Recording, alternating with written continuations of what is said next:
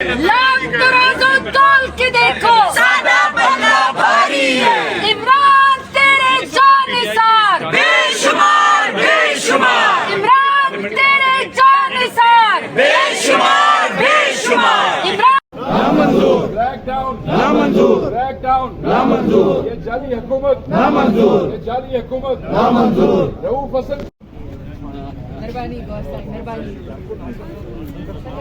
इसका मेन मकसद ये है कि जितनी मर्जी कर लो, फस्तायत कर लो, जुल्म कर लो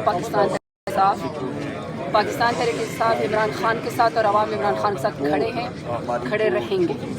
अगर इस मुल्क को बहरान में से कोई निकाल सकता है, अगर तमाम सूबों की कोई इकाई बना सकता है, अगर पाकिस्तान की इकॉनमी को बेहतर कर सकता है, पाकिस्तान की इंडिपेंडेंट पॉलिसी को बेहतर कर सकता है, तो वो सिर्फ इमरान खान है।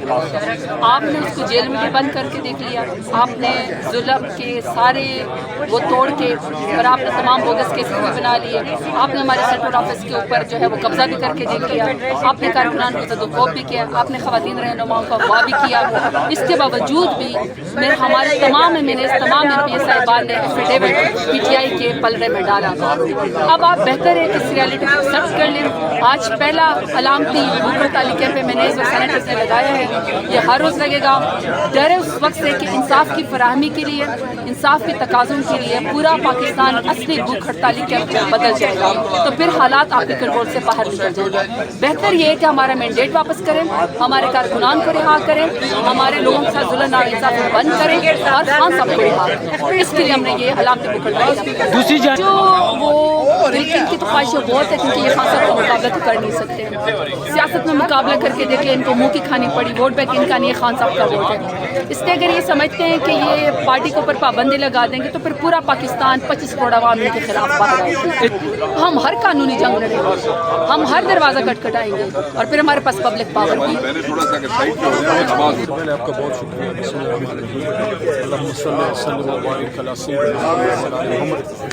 मेन मकसद ये है, ये पॉइंट इस्टेब्लिश हो कि मुल्क को आइन के मुताबिक चलना, बगैर मावरा आइन लोगों को उठा लेना, इस तरह हमारे लोगों को उठाया जा रहा है, MNAs को उठा लेना, दफ्तर को बंद कर देना। खान साहब 300 दिन हो गए बगैर किसी जुर्म के, यानी कि कोई चीज़ पे साबित नहीं है जेल में। कल इमरान खान साहब के साथ था अडियाला में, तो उनसे पूछा गया कि क्या आप माफ़ी मांगेंगे, तो खान साहब ने कहा कि मेरे से क्यों नहीं माफ़ी मांगते, मैंने क्या जुर्म किया।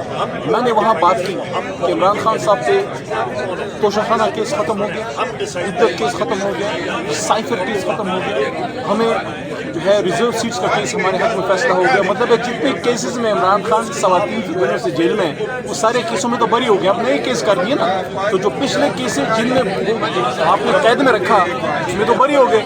से ले लीजिए, जब जुडिशरी की 5 किससे शुरू करें, 3 बजे होगा, 3 बजे अब 4 बजे वैसे आप आ जाए। जब जुडिशरी में से जजेस की जानिब से जब अपने लाइन से आउट हुआ जाता है या फिर जो उनकी ग्रुप में उनसे बाहर निकला जाता है, तो आपकी जानिब से उन पर एतमाद का इज़हार किया जाता है, रेफरेंसेस दायर किए जाते हैं।